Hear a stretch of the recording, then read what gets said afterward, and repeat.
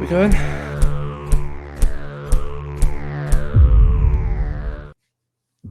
Bang! Welcome back. TarpsOffSports.com, Tarps Off MMA UK podcast. This week, we have a very special guest. We have the Bane from MMA Twitter. How's it going? It's going fantastic, gentlemen. How about yourselves? We are doing great. And of course, I'm always joined by Frank Bonata. Frank, how are you doing? Yeah, I'm all right, mate. Bit sleep deprived last night. I don't know why I stayed up until like 5 a.m. to watch Gastelum versus Cannonier, but you know, it's the life of an MMA journalist. There we go. Frank, what did you think about that fight? Some people complaining about the decision there going to Cannonier. Did you think Gastelum won that, or did you think Cannonier took it? To be honest, it could have gone either way. It was real tight.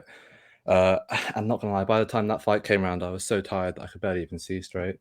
But I had it go. Yeah, I thought each round was so close that it could have gone either way. In all honesty. So Frank was sleep deprived, so he was probably on par with a UFC judge in a normal fight there. Him and Sal D'Amato were on the exact same wavelength at that time. Yeah, did you take a snack break halfway through the fight and miss around like a UFC judge as well? Or? No, I fell asleep halfway through, to be fair, and then woke up. So basically the same. All right, so we got the Bane with us. You are like one of the big guys on MMA Twitter, always making the funny memes and whatnot. How did you get going with this? How did that become a thing that you just embraced? I gave up. I think that's where it really started. Yeah, it's kind of to that extent. I was on MMA Twitter for about 2 years, and didn't do a single thing in terms of like my own account like putting things out there. I just followed fighters. I just stayed up to date on the different jokes and memes that were being created just because I felt it was a fun scene. And then whenever it was like December of last year when I started doing esports commentary. And through that channel, I had to have a bit more of a brand because as a commentator, right, you are the voice of several organizations and it's important to kind of create that whole show. And so that's when I really started utilizing Twitter a bit more and leveraging the identity on that platform. And whilst I was doing it for esports, I also figured I might as well just put a lot more jokes out there and just try to have a lot more fun. Like I knew I kind of could because 10 years of acting, 10 years of improv, drumming, a lot of creative driven ventures in my younger days allowed me to kind of have the confidence to just post videos of me slamming myself into a heavy bag at 4 a.m. Yeah, well, you see, Robin Black kind of has like a similar thing. Like, you know, he was a drummer, he became a fighter, played in a rock band, and now he does commentary. And I think Robin Black does some of the best work in mixed martial arts. Yeah. The two of you are working together, aren't you? We are, yes. So Robin Black and I are commentating, I think on the 29th for an ESFL card. He's going to be doing on the 28th a numbered card with Bane, who is one of the best commentators in the world for esports. And then the next day, him and I have like a fun. So yeah, Bay gets the official, the numbered one, and then they're like, all right, Bane, you'll get the like casual informal tournament or something like that. That's more. I feel like that's more in my vein. That's more 100%. Fun. So I'm super pumped for it. Robin is very excited about it. When we were speaking, the way that he was just pumped, I don't know. It was crazy for me to see a guy, like you mentioned, Robin Black has this massive body of work that he's done. And yet talking to him, he's like, yeah, man, I'm super pumped to get into the esports and try to figure out. He was like, can you guys give me some tips and tricks beforehand? And I was like, you're Robin Black. I was like, what could I give you? But I don't know, man. I'm really pumped for it. It's going to be a great time. And who knows? For me, it's like, obviously I'm a senior in college and my degree is nothing in the realm of sports broadcasting or journalism. I'm an honors finance guy. And so it is difficult for me to view a massive pivot like going balls into commentary could be. For 3 years, I've been thinking about financial analysis and wealth management and commercial real estate and different paths like that in careers in those sort of veins. And now a lot of my hobbies and times and energies invested into commentary and branding on UFC and being a public relations assistant. And so it's, for me, there is a little bit of a personal struggle right now, just at that fork in the road, trying to determine whether or not I can make a decision. But I could probably just do both, maybe. There you go. That's always an option. To be honest, that's almost identical, like an identical route in what I went down. I've only just finished my master's at university last year, and it was during that time I started writing and doing MMA media and getting into that thing. So when I finished university, I had to choose, okay, do I go full in, pursue being a journalist full time, or do I go down a more conventional route? And I went after the MMA route, and you know what, 6 months later, I've got a full-time writing job and working with some of the biggest like fighters in the UFC right now. So I feel like if you do go into a career like that, you have to go 100%, to be honest, to properly like propel yourself. I mean, that's just speaking from my experience, but like once I went 100%, that's when I started reaping rewards straight away. What did when you kind of, before that 6 months and everything was really clicking, what did your family and like maybe friends, did you have conversations with them about going deeper into it? Were they like a bit skeptical? You know what, right? Yes and no. So what I decided to do, so my master's was in international media management, and I decided for my dissertation I was going to write a 20,000 word paper on the evolution of the UFC's business plan, essentially. So in that way, I tied them together. And then whilst I was writing that, I started to be like to my family, you know what, I can see myself building this into something more. And they were kind of like, okay. Being positive, but I knew they weren't 100% behind it. And then like a few days ago, my dad turned around to me and goes, you know what, I had no hope in you whatsoever when you first started talking about this, but now you've actually made a job out of it, a full-time job. So yeah. They were positive, but they weren't. They were a little hesitant to really support. Yeah. Okay, fair. That's kind of where I'm at right now. Yeah, my story's a little bit different. I was writing about hockey, and then Israel Adesanya humped Paulo Costa in Bane. I was in MMA. A lot of people don't choose that as their entry point, I think, Jack. But I mean,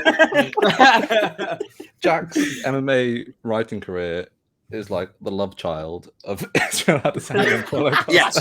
Well, that Tarps Off MMA was born that night, actually. That's when we were conceived. Oh, my God.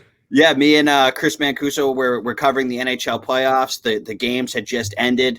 The UFC card was on. I was like, I'm going to go watch it. And he was like, I'll watch it too. Hey, why don't we live stream it? And then Izzy knocks out Costa, humps him. Tarps Off MMA was born. It's that is the love story of Tarps Off MMA.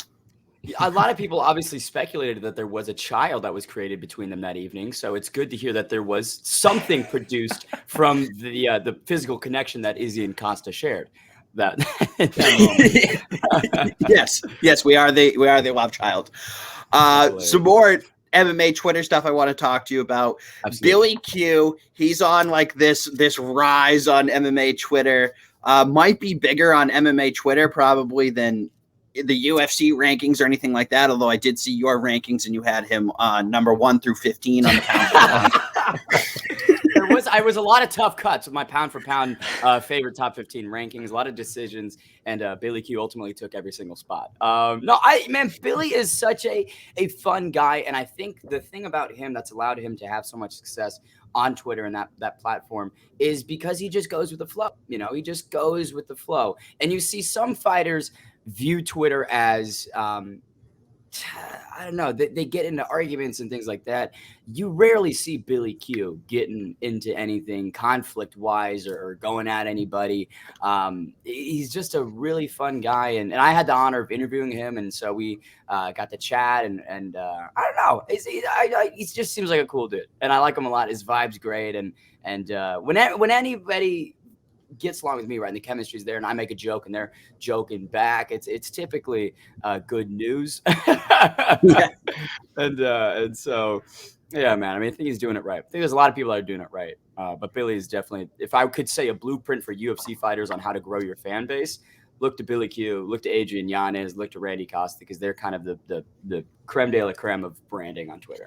Yeah, you're actually getting into the next question I was going to ask right there. Is we're getting into this era with Randy Costa, with Yanez, with these guys that are marketing themselves in a different way than we've seen on MMA Twitter. It's not Conor McGregor, I'm going to come to your favela and chop off all your heads or anything like that. They're actually just being the friendly, interactive guys. We've seen Paddy Pimblett do it with this very podcast right here a lot. Every time we talk about Paddy Pimblett, which is every single episode, he gives us a retweet, and we always appreciate it. And Paddy is very, very active. Yeah, no, you're completely correct. There's a Jendo, who's the Uncaged Pod guy. Him and Paddy have been going back and forth, and I've been tagged in several tweets and things like that. So I've been interacting and replying, and without fail, Paddy Pimblett will be liking every single reply on the thread, which I think is hilarious. And I think that to the point, yeah, it's a friendly demeanor. That's what's attracting people these days. I think the much more hostile and like sort of, I don't call it arrogance necessarily, but the confidence that was exuded by Conor and that kind of character, it's a bit antiquated these days, because unless you can really, really walk the walk, then that kind of talk almost turns people against you. And that's kind of the vibe that I'm seeing with Conor these days. He's not walking it as much as he did in 2013 to 2016. And therefore, his personal brand is now getting a bit compromised, because it's like, you're just talking shit, dude. You know, you're not really backing it up. And we saw the same thing happen to Ronda Rousey as well, where she had that confidence in borderline arrogance, but she kept winning. And then Holly Holm knocks her out, and it seemed like her entire persona fell apart. So it is a dangerous game you play when you're trying to sell fights that way. And I think we saw Khabib almost be ahead of his time with being very humble about it. The only one that really could ever get under his skin was Conor McGregor. And Tony Ferguson tried. I mean, he tried. He's just so weird. You know, I mean, I love Tony Ferguson. I love the energy. But in terms of, targeting and trying to get inside the mind of somebody, Khabib always struck me as someone who just looked at Tony Ferguson and was like, well, that's a weird dude. It's an unconventional character. Like, why let that bother me when he's doing handstands and tripping on cords and tearing his muscles? It's like, the dude's just wacky.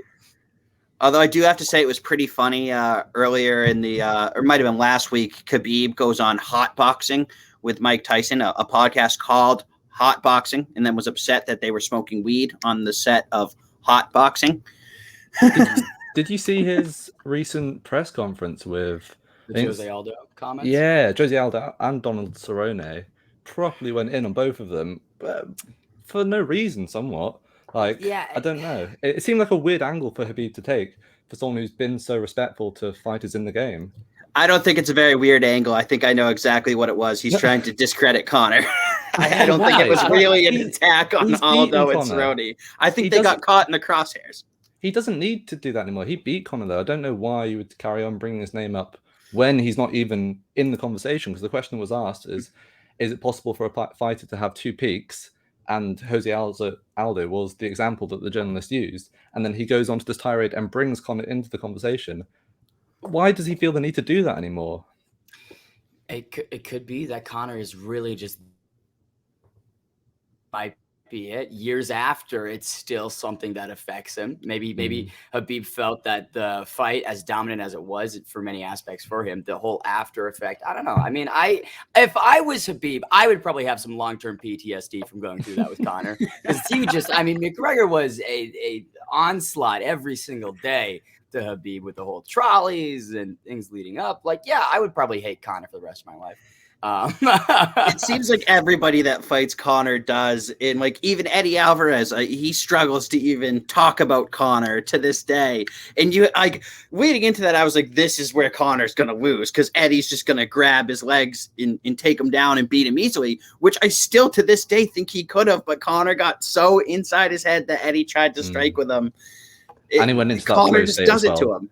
You got to give Conor credit for that night, though, because that flow state he was in, we haven't seen him that good since. Yeah. Oh, yeah. That was one of the best combinations I've ever seen in my life. Beautiful. It's just, but that's in terms of peaks. I think that the flip side of that equation is different falls. I feel like you could have with the peaks, right? There's just a falling down effect, and it just, I don't know. Maybe we'll see Connor have a secondary peak, but I think with the injury coming back from that, I think the skid that he's on. I mean, he's won one fight, in my opinion, right, since 2016. That is awful. I mean, I just don't like, I don't know. And against Donald Cerrone, who his next fight was a first round TKO loss or something like that to Alex Morono. Maybe I'm misremembering the timeline there, but it's like, it's not like Cowboy was a great win, not elite in any way, shape, or form. And then how Poirier just dog walked him twice. I'm like, I don't know, Connor, you should maybe go to a different route. You should have stuck with the whiskey. You know what I mean? Or just taken some more Cerrone-esque fights, gone down Diaz 3, or I don't know, some of the other big names that maybe aren't those killers in that top 5 right now, you know, Poirier and Gaethje's and whatnot. A couple of those fights, because obviously he took so much time out of the game. That's the big thing. The inactivity, I feel like, led to his demise, you know, in the Poirier fights and whatnot. Being active, and that's what Poirier did during that time. Then McGregor was he competed 4 times in 5 years or something like that. Poirier was competing 3 or 4 times a year. He was staying active. He was improving every single time, and you know, we saw that pay dividends when the two men fought both times. Well, not to mention Poirier went up in weight since the first McGregor-Poirier fight, and he seemed like a different animal in the new weight class at lightweight as opposed to featherweight, where featherweight he just did not look as strong in he couldn't strike the same, whereas lightweight he looks almost faster, I want to say, as well as stronger. And I will say the Mayweather thing for Connor probably is what I point to as one of the larger factors. Because again, it's inactivity coupled with investing yourself into a vastly different discipline. And to your point, right, 2016, the stances, the way that he strikes, the speed, it just never really seemed to be the same. And you look at maybe reasons that point to why, and practicing boxing will probably change how you approach fighting and your stance and things. And that's at least what it appeared like in the first Poirier fight. So they were kick heavy in the second one. But obviously, that didn't really work out for him. In that second fight, was he preparing for Pacquiao or was he preparing for Poirier? Right. Yeah. Looking past the challenge a bit that was in front of him. That's a great point as well. I mean, he had the Brazilian mouth guard in. He was obviously planning something. Yeah, that is a very interesting thing right there. And now I want to move us over, transition a little bit, talk about some big fights coming up. Have you guys watched much of the Ultimate Fighter this season? Yeah, I haven't actually finished it. I'll not lie. I know who's in the final. Yeah, Frank's every week. He's like, "Oh yeah, I'm gonna finish it this week." It never happens. It's all right. It's just long, and I watch so much MMA anyway. It's just even more. Right. See, I feel like the Ultimate Fighter's been losing steam. I still love the show. I don't know why. It's like I feel like a teenage girl sometimes, loving the drama of them all being in the same house. But they just didn't help themselves with the coaches, did they? Let's be honest. I like Volk and I like Ortega as personalities, but to do a comeback show after having some years out because it stagnated, because maybe the rivalries weren't as exciting as they used to be, if you're having a comeback show, put a Colby Covington and a Jorge Masvidal. That's what.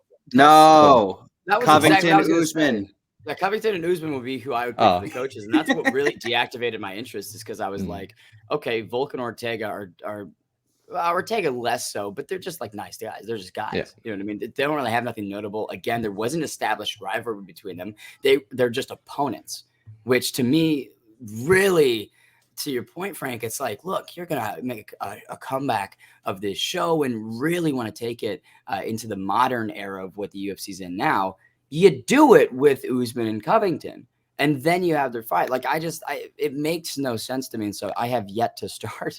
I look forward to it. I've heard that there's great episodes. I've heard that there's a lot of decent fights in it. So maybe I'll catch some highlights, but yeah. Yeah, definitely lost its interest. But if they had Colby Covington in there, to all the people that are rolling their eyes like, oh, I hate Colby Covington. Exactly why they should have him in there, because you would watch. You like can't look away from that guy if you hate him, and you can't if you love him. Like, you care when Colby Covington fights one way or the other, whether you're watching to see what he's going to say next and you love it, or you just want to see him get absolutely flatlined. You're watching it. And because it's like you then document, it's almost like how well marketed the McGregor and Aldo fight is. Not to get back to Conor, of course, but you see every interaction that him and Aldo had, every instance of Conor getting into his mind. In the event that let's say Colby had beaten Usman and they were tough coaches, you have a whole season of documented interactions of Colby getting inside Usman's head, or Colby doing this. And then if Colby then won, you could say, man, look at the work that he did to put Usman off of his game, which I feel is I don't know. It's like they did themselves a bit of a disservice by doing Volk and Ortega. But at the same time, I guess you're building more anticipation for that fight by letting those guys have a bit more of the limelight. So there are pros and cons to it. I think that it's not a terrible choice. It's still a title fight. It's still 145. It's still a great champion in Alexander Volkanovski. But I just think that the obvious route was that Usman and Covington matchup for the coaches.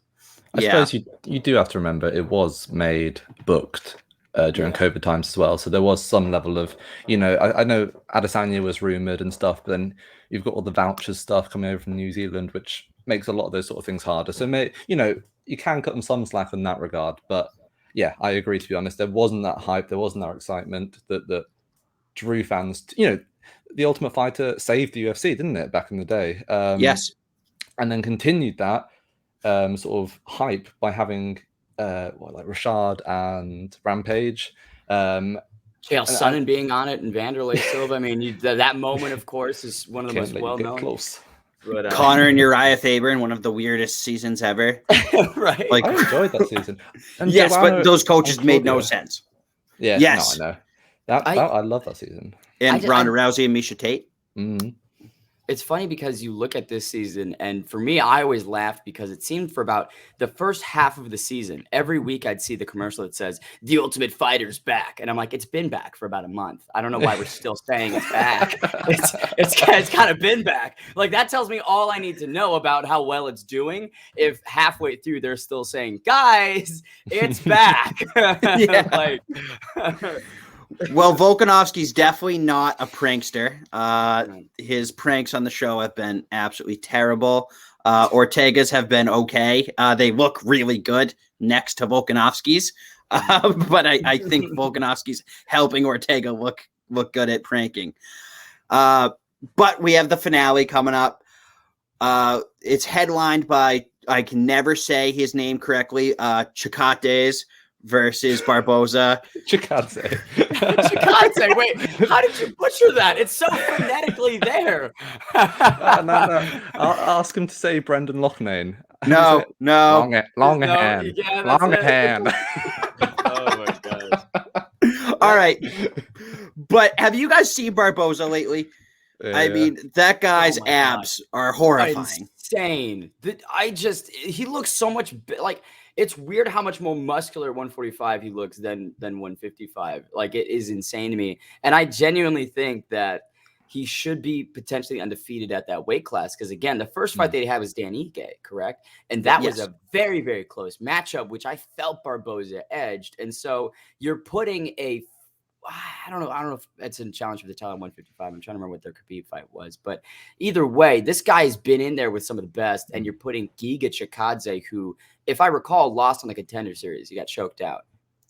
Or was that not the Contender Series? I'm not certain, to be honest. I don't think so. I mean, I know there's tons of hype around him, and we got a guy actually that is one of our social media guys from Montreal. He thinks he's the best thing ever, Chikate. Oh, I do as well. Well, he also beat Cub Swanson too. Oh man! However, I think he loses to Barboza. I'm picking Barboza in this fight. Yep. Interesting. I'm not. I mean, I'm backing Chikadze. I just think then they're going to fight a stand-up war, aren't they? It's got to be that. I can't see anyone bring it to the ground. And when it comes to that, maybe you give Barboza the edge on being an athlete, but I think when it comes to technician, being a technician, having that technical advantage, that goes to Chikadze, especially because of all that kickboxing experience he has. I guess the one thing, well, two things is, first, he hasn't fought a consistently high level of opposition like Barboza has. And then also 5-rounders. How's he going to do? Especially, if it goes past that 3 rounds, that's into unfamiliar waters in terms of an MMA fight for him. But I still have Chikadze. I think he can out-technique Barboza, play him in his own game, and get that knockout. So are you docking Barboza for his spinning shit? Well, I don't know. Frank hates fun. No, I don't hate fun. I like Frank technical hates fun. matchups. More spinning shit from Barboza. I hope he wins by spinning elbow now. Oh my God, that'd be insane. I will say, to the credit for Giga's competition, I will say this because that does appear to be a common theme of criticism, which is fair. It's correct in saying that his competition has been elite, but the way that he's been beating them expresses that, hey, he is a level ahead. If he was having close matchups with these guys, I can't recall their names off the top of my head, but it'd be like, well, dude, I mean that, but he's beating them, he's knocking them out. And then the Cub win is great. And to your point, it was full technique. It was a perfectly placed kick, assaulted the midsection, and that was checkmate. But I just feel the hands of Barboza have gotten infinitely better. And really that Shane Burgos fight impressed me way more. Because again, kickboxing, you think about the kicks of Barboza, Terry Edom fight comes to mind, of course, with how he's knocked that out. But the hands seem to be increasing in skill. And I think that's going to give Giga serious issues, especially if it goes late. Because then you're not only dealing with cardio, but you're still dealing with the same technique and power that Edson brings. So, yeah, this is definitely a step up in a fight for him. Cub Swanson was his most difficult matchup. And Cub Swanson's not in his prime anymore. Not that he's a bad fighter. That's still a very impressive win. Definitely not docking Cub Swanson at all. But I do want to get to another headline here. We've got Nick Diaz returning versus Robbie Lawler. A rematch. How many years ago was that fight, Frank? Wasn't it 2004? It was 2004. 17. Yeah, so 17 years ago. Which is insane. Yeah. I will say I love Robbie Lawler, man. But the last couple of years, of course, have not been kind to him in terms of just performances. You look at the Covington fight, and I don't know. It's sort of like the thing that I've been saying in every Robbie Lawler fight I've seen the last couple of years is, Robbie, can you please throw? Can you please throw and come forward and be aggressive? So if it's the same Lawler that's shown up, and the Askren fight, the first 30 seconds is a bit of an exception to that because that was a lot more aggression than we'd seen from him recently. But if it's the same patient Lawler, then I think Nick just has an easy time jabbing and working the boxing that he's so well at. But the big question is, of course, we have not seen Nick Diaz fight in a very, very long time. Who the hell knows what form of Nick Diaz is going to show up? Yeah, and it's absolute bullshit. He got suspended for 5 years for goddamn weed. Right. One of the most ridiculous things that's ever happened in the sport of mixed martial arts. And what you have to remember, that fight, it was that fight when he tested positive for weed, got banned initially for 5 years. It was taken down to 18. But fucking Anderson Silva, the guy who he fought against, tested positive for fucking performance-enhancing drugs and didn't get nearly the suspension. Yeah, he was back fighting the next year. I know. I think the reason it was such an extreme punishment suspension was because I think it was his 3rd consecutive strike or something like that, which is just the most Nick Diaz thing ever. But yeah, to Bane's point, that is, we have no idea how Nick Diaz is doing. The one thing I can say is looking at his pictures, because I've been doing a lot of coverage about Nick Diaz and comparing his old pictures when he was competing regularly, even when he was fighting that Anderson Silva fight. He does look like a different person back then compared to how he does now. He has aged. And we've seen time and time again what age can do to a fighter in the octagon. Sometimes people turn into savvy veterans, but that's usually off the back of continued activity, like fighting regularly. and you learn how to navigate past these young up and comers or established top 15 fighters. Yeah, we have no idea how it's going to go. Obviously, he's got the whole team over there, Nate and Gilbert Burns and Jake Shields, of course. So, that's a stable that's going to keep you active and going to keep you fit and ready. But how it works in the octagon, who knows? There's a large difference between staying in shape, of course, and then competing and getting in those fight camps and things like that. Yeah, no, completely agree with you. I will say he does look athletic, right? He does look fit. Yeah. He's still running triathlons. Right. He stayed completely in shape. So, to that regard, great. He's not going to be showing up. Oh my gosh, who was that? It's Jake Collier, right? Who was a middleweight at one point in time and went up to heavyweight. Yeah. Come on, man. It's like so staying in shape and being very active, at least in the fitness realm, should play into it. But again, yeah, Lawler's been competing. But it's a lot of questions. I like that it's 5 rounds. I like that the first 2 non-title fight, non-main event 5-rounders have been both the Diaz brothers. I think that's hilarious. But Yes. They need to normalize those because, there's so many fights you could do that are going. I'm trying to think of fights that are coming up soon that are on the undercards and are only 3 rounds. Jose Aldo versus Pedro Munoz. We just saw a few weeks ago. Yeah. Imagine that was 5 rounds. Yeah, it was such a striking clinic from Jose Aldo. But in the past he gets tired in the later rounds. So who knows? Maybe Munoz would have got into it. Just normalize 5 rounds. I would love to see PFL make their playoffs 5 rounds as well. Yeah. I think those playoff fights should be 5 rounds. That would be so much fun. But how full circle can you get when the Nevada State Athletic Commission legalizes weed for competitors, and then in the same exact weekend we get the announcement of a Nick Diaz fight, when he's been suspended for 5 years? It feels like poetry, you know what I mean? You can't write that. But I would love to be a fly on the wall of wherever Nick Diaz was hearing that news that it was legalized, and then him going, you know what? He's absolute. Runs to his room, dusts off the old gloves. Let's go, baby. We're back. I'm back. I can smoke now. I love the Diaz flexes too. Absolutely not ripped, but they always love flexing. It makes me feel like I can flex. So I love it. Jack, you can flex. You've got guns for days, baby. I mean, you can absolutely flex. So I'm going to start flexing on people. However, one person I don't think will be flexing is Lauren Murphy. She is the next victim for Valentina Shevchenko. I think this is the best fight to make in the division, and I still don't think it's close. Lucky Lauren Murphy is an interesting one because I think that she has a lot of great fundamentals, which she displayed, of course, recently against Scotland's own. But there is one fight from a while back that I think, to your point, establishes the disparity in skill. KGB Andrea Lee had a very, very close fight with Lauren Murphy. I personally think Andrea Lee won that one.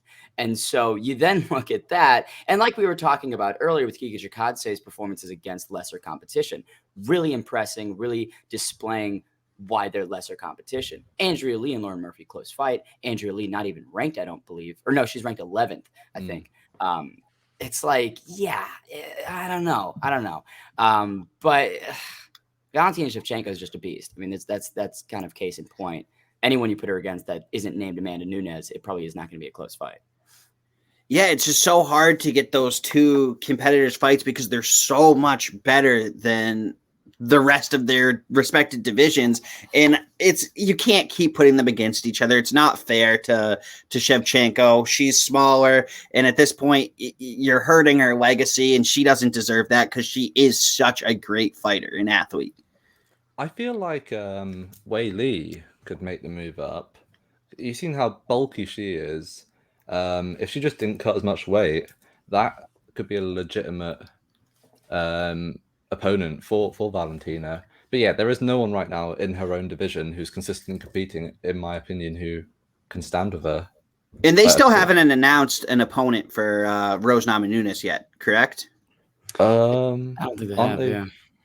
I think they're looking at rebooking Whaley, to be honest. I think they should. I know the other option that was floated out there was Joanna Jędrzejczyk. Nope. Oh, or Carla Esparza, yeah, as well. Yeah, Esparza makes a lot of sense because that's a rematch too, right? I believe they fought a while ago. And didn't Carla beat her? Didn't Carla actually beat Rose? Yeah, Renee choke. Yeah. I think that was for the final, for the title. It was the Ultimate Fighter season finale for the strawweight belt, I believe. And that's full circle now if they fight again. Oh, go ahead.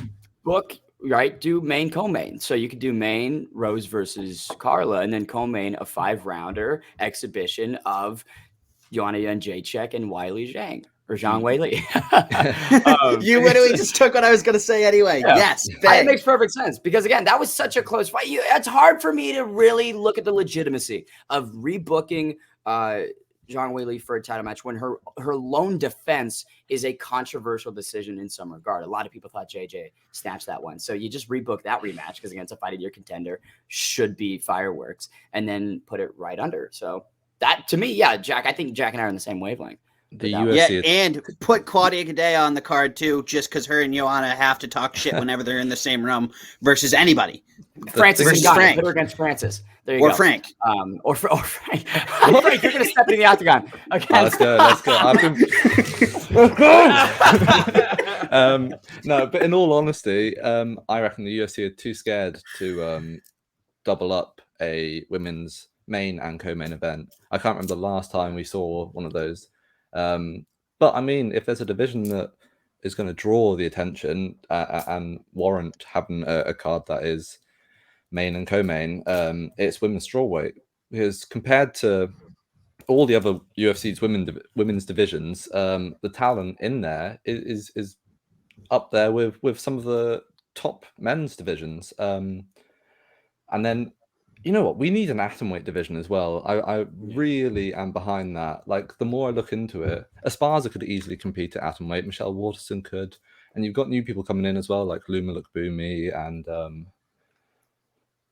Jinyu Frey. Yeah, there's a lot of people who have competed there. And there could be a legitimate division. It's established in other organizations, right? You look at regional scenes and those promotions, and they have very defined, and that's exactly what I was thinking, right? You know, Invicta is a strong atomweight division, so it makes sense to, in my opinion, I don't want to say scrap 145, but they don't have enough fighters at how many fighters are there? Like 6 at female featherweight or something like that. Half of them are bantamweights. So you let them go contest that PFL and in the featherweight division there, which is a bit more structured, and they seem to have a lot more talent over at the PFL featherweight. And you bring in atomweight and then cultivate that in terms of adding, you know, not subtracting women's division, you're just sort of exchanging. And look at the success that One Championship has had with their atomweight division. They have an atomweight Grand Prix that has a ton of buzz around it. Angela Lee is a dominant champion over there. I think, you're going to see them really start to come into North America, and I believe they're going to use the Lee family with their Singapore and Hawaiian roots.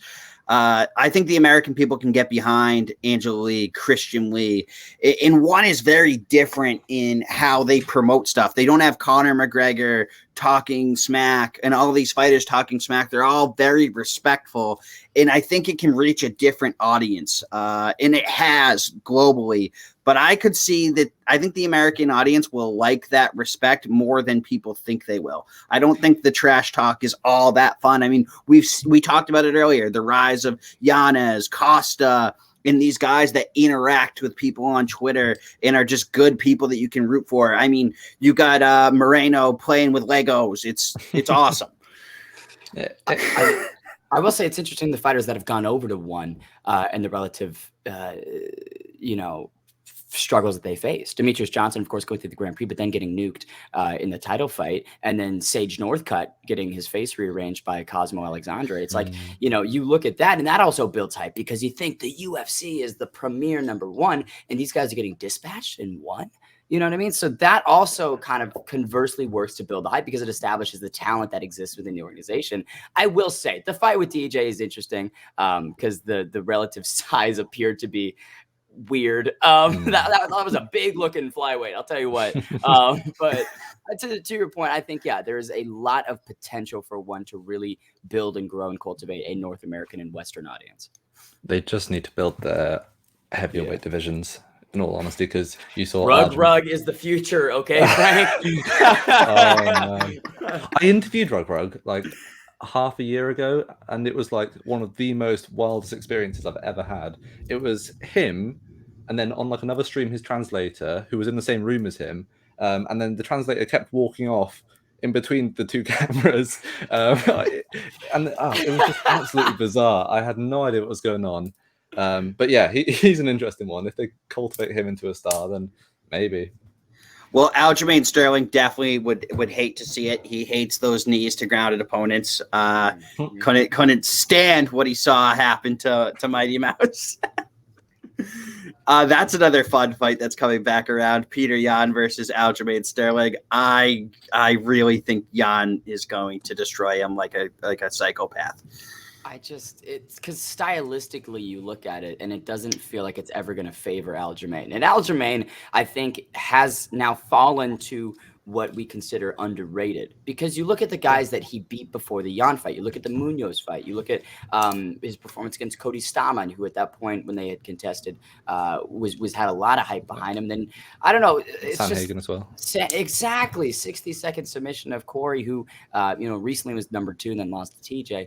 It's just like I don't know. Aljamain's a great fighter. I just think Yan is a different animal who brings the yin to the yang of Aljamain Sterling. And it's I agree. I think it's gonna be a blowout. I mean, I'd love to see Aljamain maybe have a smarter approach. I think there was some coaching issues, right? Yeah. He didn't have was it Longo in his corner? No, it was Sarah. It was Matt Serra, right? There was that whole debacle that was going on. So if they've addressed their behind the scenes drama and gotten everything figured out in their relationships, maybe Sterling will be mentally a bit more focused and prepared and have a better game plan. But I just don't see a world in which Aljamain remains the bantamweight champion at the end of this year.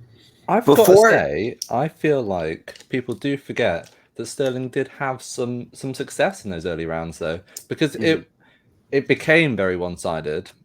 And I mean, I agree with you guys. I think Yan is going to win this fight, but I thought there were moments where Sterling looked good and was finding routes to get his strikes out there, his attacks, initiations into clinches. And it might be that he's seen those. I mean, the Sarah Longo coaching duo is up there with the best of them.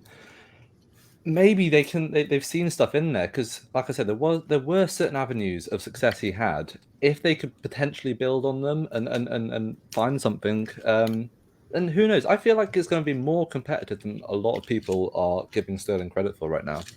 Well, I also have to make up for what I did before the first time they fought, where I was saying that Yan was overrated. Sterling's going to win this easily. So I have to make sure I give Yan the proper respect here, because he made me look like an idiot last time. So I do respect Peter Yan now. I think he's going to get the win. I agree with you, Frank, though. I think it's a little bit closer than people are remembering how it was. Because, I mean, Sterling is a difficult striker to deal with. Like, those are the top 2 guys in that division right now, and they deserve to be fighting for the belt. So it's always going to be a close fight, and everybody always has a puncher's chance, especially when you can strike the way that Aljamain Sterling can.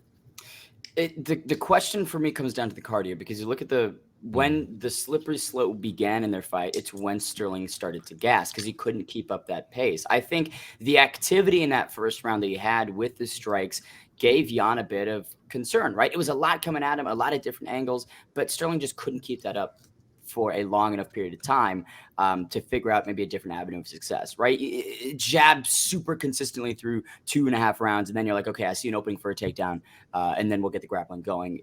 That just didn't really manifest, and then Yan took over. So I think if Sterling addresses a bit of the cardio and is able to keep the striking more consistent, maybe take the pace down and work on just I don't know, landing a bit more. I think a lot of the shots landed on Jan's forearms. The guard didn't really have a lot of effect. Maybe work on that damage-wise.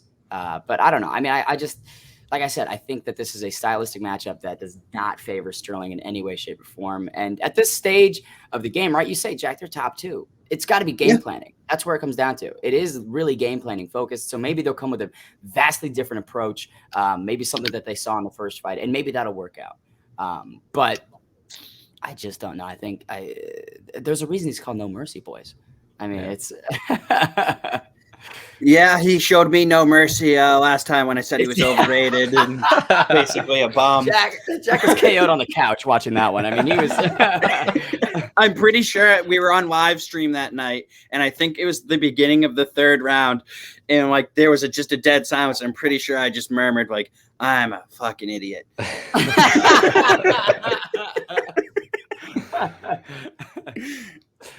But I guess the question is then, who, if you're completely against Sterling, and I agree with you guys in that I favor Jan heavily. Who in that bantamweight division? Because everyone says right now bantamweight is one of the most stacked divisions in the UFC. I still back lightweight over bantamweight, but you cannot deny the level of talent at that weight class.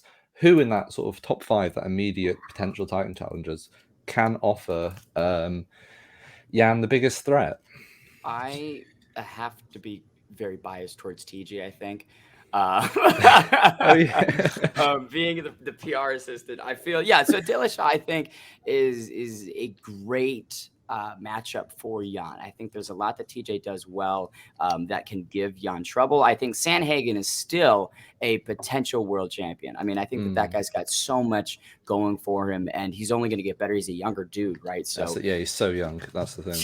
And he was number 2 in the world at where he's right now. Give him 2 years, and that belt very well could be around Sandhagen's waist. But I think I don't know. I mean, I'd love to see. I know Dillashaw wants to wait for the title shot. So in all likelihood, what I imagine is going to occur is after Jan Sterling, TJ would likely get the shot. And then I think that either way, if Sterling does defend and retain, TJ's a bad matchup for Sterling. I think if Jan does capture and we hear and new, I think that would be a tougher fight, to be honest. But I think that TJ has a lot of tools that could give Piotr just trouble. It's almost like I almost forget about TJ because, again, he got suspended for a while. He's coming back. But I now take back my comment that those are the best 2 guys in the division between Sterling and Jan, because I just think TJ's better than Sterling right now. And especially in a striking war, I think Dillashaw could make that look kind of ugly. But to give my completely biased in not legitimate opinion, I think Rob Font is the guy. Ooh, yeah. I was literally going to say Rob Font. I think the way he fights, the distance management that he has is second to none in that division. Obviously, if Jan is able to get in those clinches and start wearing him down, he can cause a lot of damage. But I feel like Rob Font really showed a lot to his game against Garbrandt, because Garbrandt's still good. Like, just because he's lost a couple of fights, he's still very good. And Rob Font made him look like not an amateur, but an unranked fighter, basically. That jab as well is just so good. Yeah, it really is. I don't know. I like that fight a lot. Font versus Jan. I mean, Boston's never had a UFC champion, so you could honestly put Calvin Kattar up versus Francis Ngannou, and I'm going to do the mental gymnastics to convince myself that Calvin Kattar's going to knock him out. He's going to chin Ngannou in 2 rounds. It's going to happen. So it is tough for me to judge these Boston guys, because I do want to see a Boston champion just so bad. But Jack, we need Kattar versus Allen. UK versus just Boston. I'll come right over there and I'll fight you on the same card. Jack, I will fight you any day of the week. I'm happy. I'm ready to go. I've got my gloves around here somewhere. Let's go. Let's go. Patty Pimblett would root for me. First of all, why you keep saying this? Patty's team Jack. It's confirmed. I'll pull for Frank then. I mean, I'll be on Frank's side if Patty's got your back. I'll be for Frank. Yeah, I'll be the cut man. So Jack, I gotta ask you a question then. If as a New England fan of the fighters, how depressed were you after Cater versus Holloway? It was bad. It was bad. It was bad. Well, actually, I mean, I was so proud of him though, because he just showed how tough he is. Like the fact that he didn't quit, it almost felt like a win in a way. It's like we're built tough in New England, and Calvin Cater's a shining example of that. He got absolutely pieced up for 5 rounds, but he refused to go down. Like, what man wouldn't be out taking those shots from Max Holloway? I was impressed with Calvin Cater. You couldn't be too disappointed, but at the same time, it's like, oh my God, we're still waiting for that belt. It might come if everybody in front of Calvin dies, then I think he's got a great shot at getting the title. If the path is clear, Cater could absolutely be the 145 king. Well, Rob Font used to be a pizza delivery boy, and now he's our best chance at a title shot. You love to see those stories, unless they become a crazy person like McGregor from a plumber's apprentice to a nutcase. To your point, obviously with the Arnold Allen thoughts, he's an interesting cat. Because all about the meal deals and his nutrition. I unpacked that for me because as an American, I'm not entirely too clued in, but I hear he's just eating like $4 things that like meal deals are like a deeply rooted piece of UK society, especially as a university student as well. I lived off those things. You go to the supermarket, whatever, you get yourself a sandwich, a drink, and a snack. Normally you buy them separately. That's coming to about probably over 10 quid or something like that. Buy them together and £4, £3 maybe, £2.50 if you go to the right place. And you can maximize the profit on these things as well. I mean, I'm talking about your naked blueberry smoothie drink, a triple stack sandwich, and I don't know, a jumbo pack of Doritos. You can get your money's worth, and that's a big thing in UK. And Arnold Allen is commercializing that and bringing it to you guys, you American audiences. Arnold Allen, number 6 in the world, off of £2.50 Dorito bag. To me, that's like that.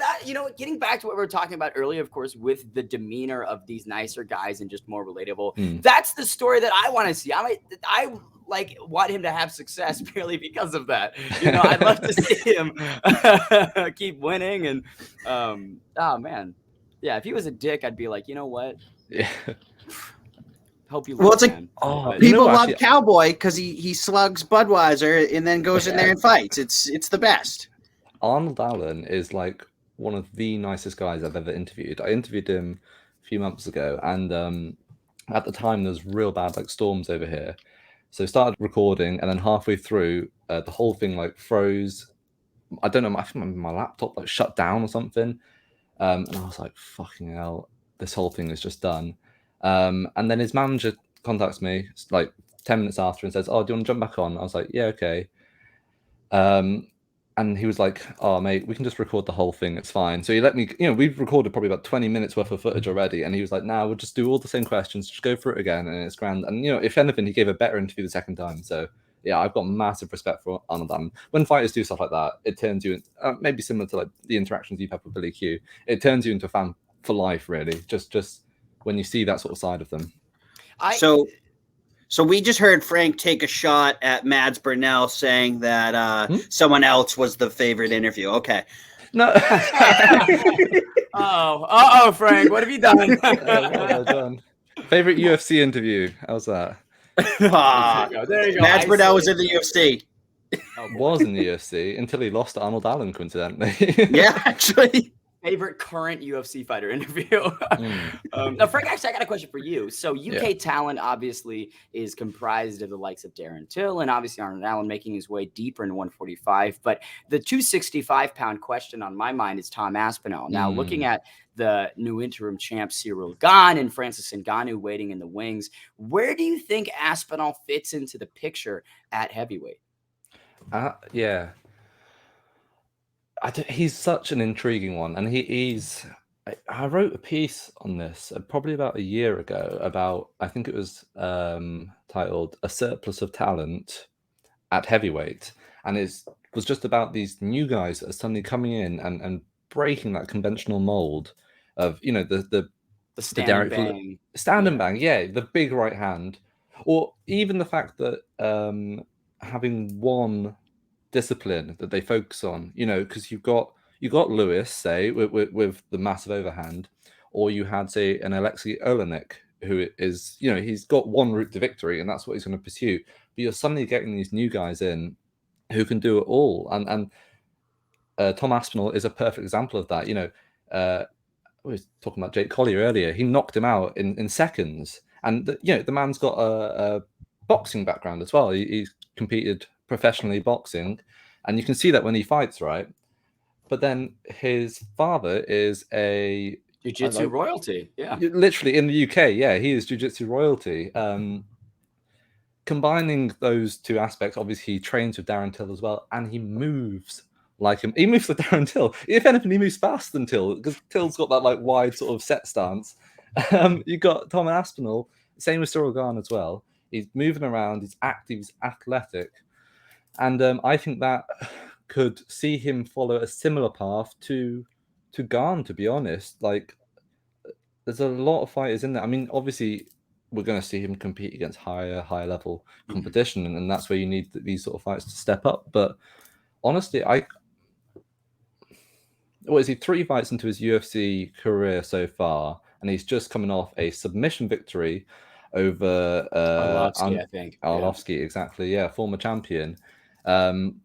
And the way he got that, you know, double leg transitions into a rear naked choke, that sort of movement and skill you just don't see at that weight class. So I think he can blaze through a lot of those guys. I think when he gets to that top 3, top 4, then you get the same sort of questions that you had about Cyril Gane, I suppose. You know, you want to see if they can beat the best of these old guard, I suppose you could call them. Arlovsky's still no joke. Yeah, he was on a 3-fight win streak, I think, right before. Yep. He beat Tanner Boser. He'd beaten a couple other dudes, right? And so that was, I was rooting for Arlovsky. I like Tom, but I wanted to see the Pitbull get the hand raised. But I will say the one X factor for me at heavyweight is Curtis Razorblades. And I feel awful for him because he keeps losing to the power punchers. Because it doesn't, like you said, he doesn't have the movement. I don't feel he doesn't have the footwork. But for me, that would be a wonderful test at some point down the line for Aspinall, because it's like, you know, that wrestling base, you see it neutralize several very accredited strikers. The Volkov fight in particular was a Curtis Razorblades masterclass in terms of control and keeping it down. And Curtis did, I think he gassed a bit nearing the end of it, but I just heavyweight. It's heavyweight, right? Yeah, these are large gentlemen. But I don't think Blades will ever be a champ, which sucks. Yeah, it's going to be tough for him. I hate the heavyweight division right now because they're putting Walt Harris versus Tui Tyler. My God. Like, I don't want either of them to lose. I don't understand why you didn't do Harris versus Hardy. To me, that's a much better matchup where, again, everybody's rooting for Walt. And it's almost I don't want to say easier, because Greg has proven that he is taking mixed martial arts seriously and he is growing in his skills. But I think that's a much more winnable fight than Tai Tuivasa. I think, dude, Bam Bam is such a fun guy. Oh my God. I just hate that fight so much. I want both of them to win. They can't if they're fighting each other. Maybe with double knockout, you know, and everybody loses. And then I had a really bizarre thought last night. I had a few drinks when I was watching the UFC, and I was like, well, John Jones is in the wings right now. I'm still looking for a fight at heavyweight. How would he do against someone like Tai Tuivasa? Like, that is just a really interesting question to me. Like, because we're obviously talking about him fighting Francis Ngannou or someone like that, but how would he do against one of these natural huge heavyweights, power punches with low calf kicks and all that? I don't know. Just imagine if something like that came about, because it would just intrigue me so much. Frank, you truly had the UFC experience last night. You were sleep deprived, trying to judge fights, and you were drinking while matchmaking. Frank was doing it all. I mean, do you guys actually think that Jones will compete at 265 at some point? I am like 70-30 no, that he's never going to actually have a fight at heavyweight. I would put myself right at 50-50. What age is Jones at now? Because that's something you always have to bear in mind.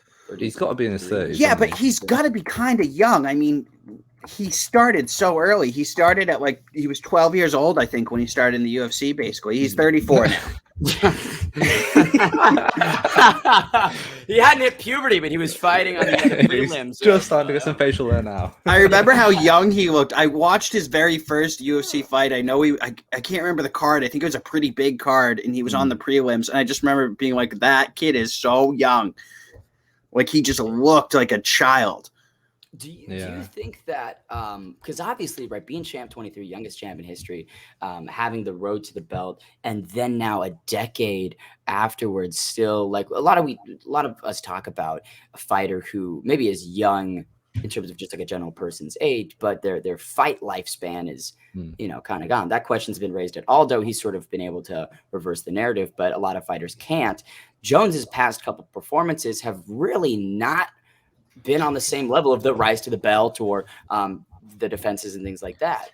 Yeah, that fight versus OSP he didn't look the greatest in that. Well, but this is something I thought about quite a lot, because I remember going back and looking at I think I must have just been like trying to take in as much MMA knowledge as I could when I first got into journalism. So I started watching all of Joe Rogan's old interviews with MMA fighters and just like, getting that knowledge in there and the little things. And this is something Jones has spoken about later as well, is that he used to get so terrified about fighting and potentially losing. He used to go on those drug binges or crazy parties or do stupid shit, so that if he lost, he could say, oh, it's because I did this. He always had a reason, But at the same time, I think that motivation forced him to train so hard and be so good when he's fighting those legends that he did back in the day. And obviously he becomes champion. He's pretty much undefeated bar Hamill. I think he got comfortable, right? And this is something he has said. He got comfortable when he's fighting the likes of Thiago Santos and Dominic Reyes, that maybe he stopped training and pushing himself to that level that saw him become the international star. Maybe not the face of the UFC because he did so many fucked up shit, but like, he became such a draw, right? Moving up to heavyweight, how can you look at someone like Francis Ngannou and not be like, bloody hell, this is the most terrifying thing I've ever done in my life. I went to Extreme Couture, was in the same room as him. He is horrifying. Yeah, no, he's huge. After 263, I was hanging out with all of them, and his hands are lunch boxes. You disappear inside of them. He's exactly massive. Imagine how scary knowing that you're gonna have to fight someone like that, and how much motivation you would get forcing yourself to be in the best physical shape of your life. Your skills are going to be honed to the absolute max.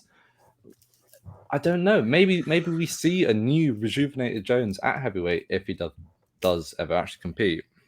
I would think if Jones had captured, let's do some chronological bending here. Let's say Jones had gotten the belt a couple of years back for the first time, and he was still a younger cat on the scene, and maybe in that motivation state. I just don't think he's the same guy. You know what I mean? Because you look at the competitors and what's happened afterwards. Thiago Santos, of course, a lot of questions because of the tears and the injuries that he suffered, but dominated by Glover at the end of that one. And then Reyes obviously has had a tough road since then. But again, losing only to the best of the best. Yeah. A lot of questions. But still, the guys that Jones are fighting, it's not like they're now then going on 4-fight win streaks and getting back to the top. They're kind of getting blasted. And so I think that you talk about motivation, it would demotivate me looking at Ngannou. It would demotivate me looking at Cyril Gane or screaming in my hallway. Even Stipe Miocic, right? With the boxing that he possesses and the speed at that weight class and the power that he brings, you look at the top and you're like, man, I've got a lot of miles on me to some extent. My performances the last several years have been quite contested and a lot of people would say controversial to some extent in the judging. Do I feel I would never, I can't, right? But I'd be like, do I still have that? Do I still have the ability to rise up to the occasion? And that's been the rumored fight, really, is Miocic versus Jones. And I honestly think that's the worst matchup for John Jones out of Surely those Ngannou. three guys. Well, Ngannou could be too, but I mean, the thing is, can John Jones take Ngannou down with, like, you know, some of his tricky wrestling? Possibly. Can he take Miocic down? I really don't think so. Yeah, but the thing is Miocic might well be happy to enter those wrestling exchanges in the first place, and thus, you know, once those scrambles start and stuff, that's in a realm where Jones is much more comfortable. Against Ngannou, Ngannou won't be looking to initiate those wrestling transitions. He'll be looking to knock him out and keep him away. So I feel like there's less of that just like absolute horror of being knocked out in one punch. Obviously, Stipe can crack, we all know that, but like, I don't know. It might be a harder fight, but I feel like it looks like a more appealing fight.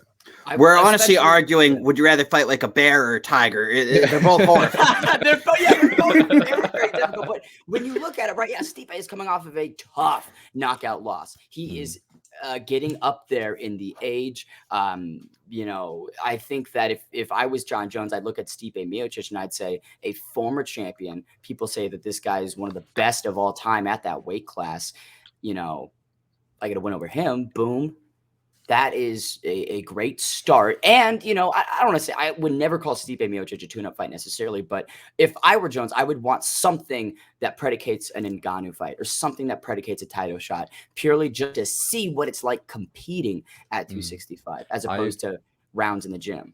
I agree, but the thing is, if you lose that fight, it's not like, you know, that's probably the end of his career, to be honest. What else is there? You know, you don't want to have to start fighting Jairzinho Rozenstruik just so you can maybe get another shot at a #1 contender fight or something like that. Or go back down to Prochazka at 205, right? It's man. Either if he loses it, you're in a tough spot there. Yeah, you go back down. I mean, do you still think that John Jones beats Blachowicz if they were to fight, say, next weekend? No. You're picking. I'm biased towards Blachowicz because he's a similar thing. He's just such a great character, and I think the win over Adesanya expressed that, you know, this guy is game as hell now at this point in his career, and is high enough in the fight IQ to neutralize one of the best strikers in the game. Now, you look a couple years ago, the Blachowicz blitzes that gets him knocked out against Santos are exceptions and outliers. But the way that he's fighting these days and how he just blasted through Reyes and, again, the domination of Adesanya, I look at that and I go, it's going to be tough to beat this guy for anybody. So I think Jones would have a difficult time with Blachowicz. I think it would be a good fight. I'm still picking John Jones in that fight. I just think he's just a different level. I think he's the greatest light heavyweight in the history of the sport. And that's not a dig at Blachowicz at all. It's just, it's more John Jones. Just, he invented how to fight at that weight class. Yeah. I don't know anymore, to be honest. I really have no idea. 205 is hard to tell, man. It's tough. I would say in terms of like outcomes for fights, light heavyweight's just so difficult to predict because you can view almost any result equally as likely. Like I could view Prochazka nuking everybody as likely as Prochazka himself getting knocked out to some extent, right? With especially that Reyes up kick, you know, those instances that tell me that I love Yuri, but boy, does he sometimes maybe put himself at the defensive deficit. 100%, yeah. That guy, he fights forwards, he goes forwards, and that's it. Yeah, and that's why he's a fan favorite. That's why he's had 2 fights in UFC, and he's arguably in title contention. It's because he's so exciting, he's so fun, he can knock people out with a fucking spinning elbow or whatever. He's a wild man. But the question is, why the fuck have they not booked Prochazka versus Rakic yet? That is just surely that is just the fight to make. #1 contender fight. Stick it even on. Well, it's too late for the undercard of Blachowicz versus Teixeira. But you know, I just don't understand why that fight's not getting booked. To be honest, you bring up a great figure in Rakic, who I have never seen the fans kind of, I don't want to say turn necessarily, but the guy after his knockout win over Jimmy Manawa, again, that was like within 30 seconds, absolutely flatlines poster boy. So much hype for him. And then his last couple of performances have been, I don't want to criticize. Stagnant, I think is stagnant. the word. Yeah, it's like there's no urgency to finish. There's no killer instinct that he displayed in the Manawa one. And I'm really not interested in seeing him fight, to be honest. Like those kinds of performances turn me off. I'm like, look, I'm a Just Bleed kind of fan to some extent, and it's just like Rakic. I would hope that if they do book that, Prochazka brings out the dog in Rakic. That's exactly what I was just going to say. Yeah, if anyone's going to bring out, that initial draw that Rakic was, it's going to be Yuri Prochazka because.